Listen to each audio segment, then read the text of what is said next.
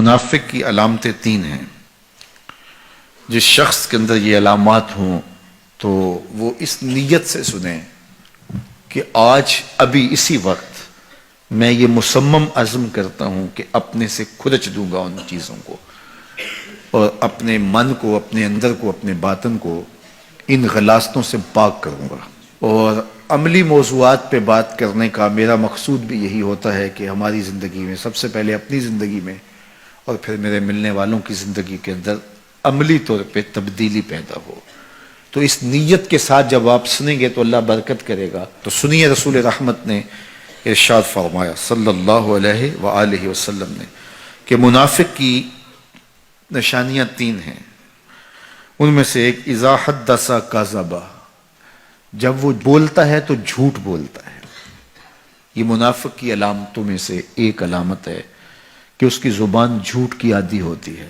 زندگی میں جھوٹ سے اپنے آپ کو بچائیں، یہ زہر قاتل ہے، اندر اجاڑ دیتا ہے، آپ کا معاشرے سے اعتبار ختم کر دیتا ہے اور آپ کی رسوائی کا سبب ہے۔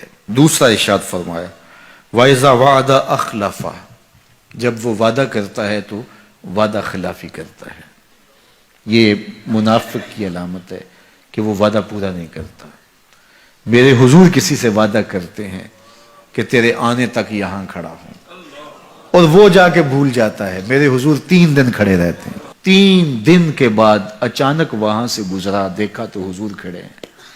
بڑی شرمندگی ہوئی، ڈرتا ہوا آگے بڑھا، صرف اتنا کہا یار تو نے مشقت میں ڈال دیا۔ 3 دن تک میرے حضور کھڑے، اور میں کہتا ہوں وہ تو 3 دن بعد واپس آ گیا۔ وہ نہ آتا 3 سال بھی کھڑا رہنا ہوتا، میرے حضور کھڑے رہتے کہ میں نے اس سے وعدہ کیا ہوا ہے۔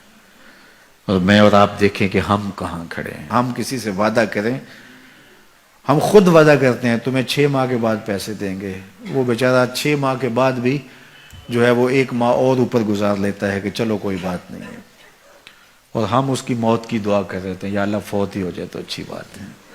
تو پھر ہم کہیں کہ اللہ کی رحمتیں ہمیں نصیب ہوں، یار وعدہ کیا ہے اپنا تن بھی بیچ کے دینا پڑے تو دیں گے۔ جو وعدہ کیا ہے جہاں کھڑے ہوئے ہیں وہاں کھڑے رہیں گے، چاہے اس کی کتنی بھی اذیت ہمیں کیوں نہ سہنی پڑے۔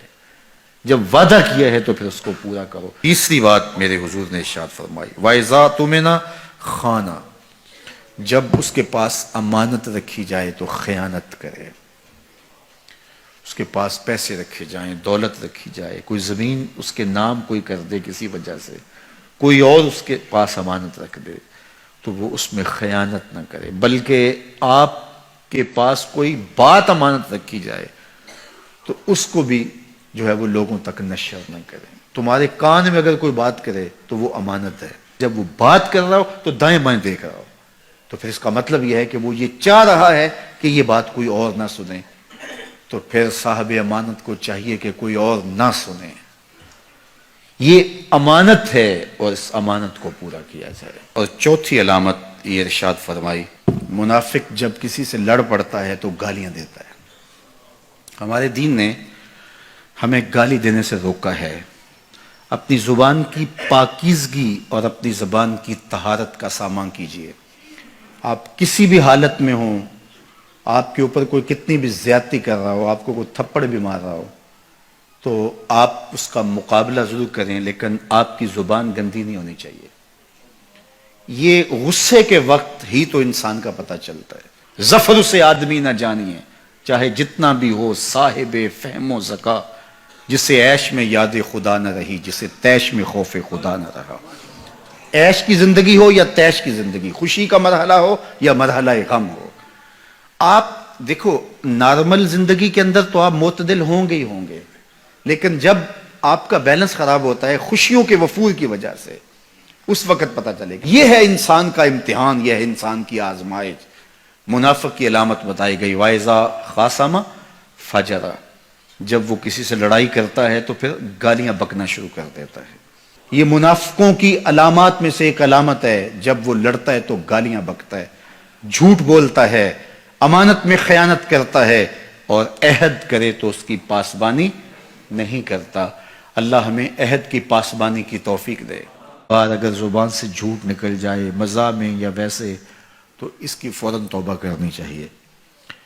جب کوئی شخص جھوٹ بولتا ہے اس کے منہ سے بدبو نکلتی ہے، اللہ کے فرشتے 1 میل دور تک چلے جاتے ہیں، رحمت کے فرشتے، اور اگر پھر بولتا ہے تو 1 میل اور چلے جاتے ہیں پیچھے۔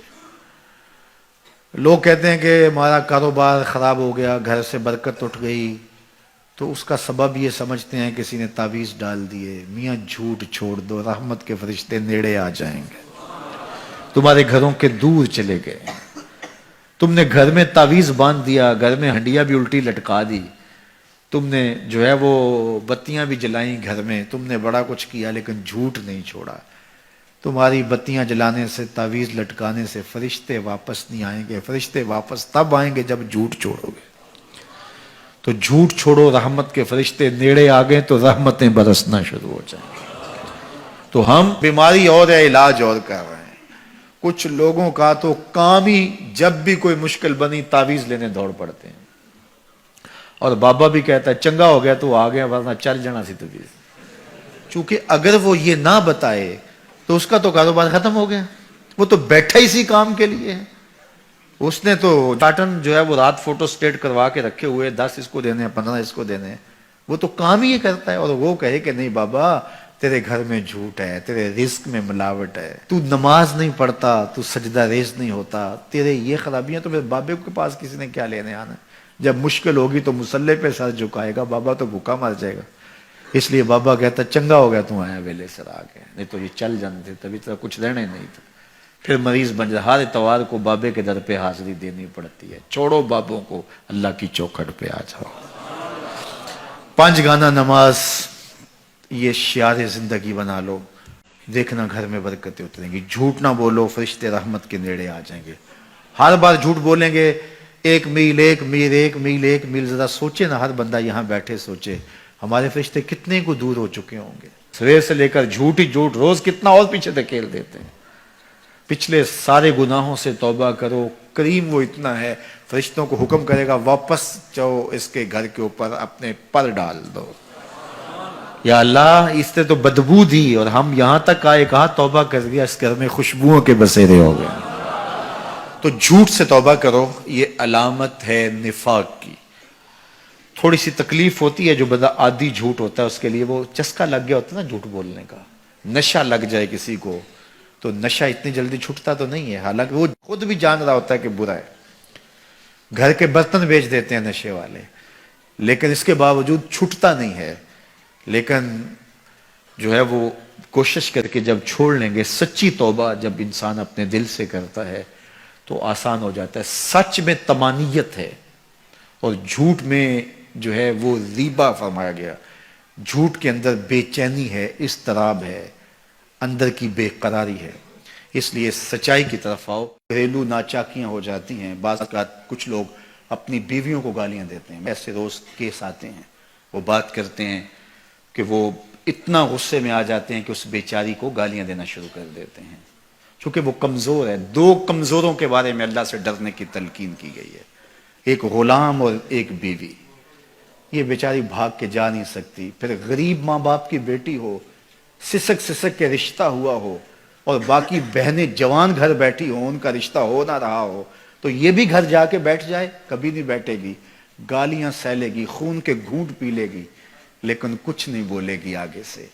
اور تو فرعون بن گیا ہے، تو حامان بن گیا ہے، تو ظالم بن گیا ہے، تیرے پاس ہے کیا؟ بس شوہر ہونے کا تجھے ناز اور غرور ہے کہ میں مرد ہوں۔ یہ تیری مردانگی نہیں ہے کہ تو گالیاں بک رہا ہے، تیری مردانگی یہ ہوتی کہ تو محبت سے جیت لیتا اسے، تیرے گھر میں اسے آسودگی ملتی، بہار ملتی، قرار ملتا، تسکین پہنچتی۔ تو کمزوروں کو، بعض مزدوروں کو گالیاں دے رہے ہوتے ہیں، اپنے ماتحتوں کو گالیاں دے رہے ہوتے ہیں، اپنے مخالفین کے لیے زبانیں اتنی لمبی ہو جاتی ہیں کہ العیاذ باللہ۔ تو میں آپ سے یہ کہتا ہوں، یہ منبر و محراب کا سبق ہے، یہ رسول اللہ کا دیا ہوا دین ہے۔ یہ منافقوں کی علامات میں سے ایک علامت ہے، جب وہ لڑتا ہے تو گالیاں بکتا ہے، جھوٹ بولتا ہے، امانت میں خیانت کرتا ہے، اور عہد کرے تو اس کی پاسبانی نہیں کرتا۔ اللہ ہمیں عہد کی پاسبانی کی توفیق دے۔ اللہ ہمیں اس بات کی توفیق دے کہ ہم کسی کی امانت کے امانت دار ٹھہرائے جائیں تو پھر اس امانت کو ادا کریں۔ اللہ اس کی ہمیں توفیق دے کہ جب ہم کسی منصب پہ ہوں، ہمیں اس منصب کے تقاضوں کو پورا کرنے کی توفیقات سے نوازا جائے۔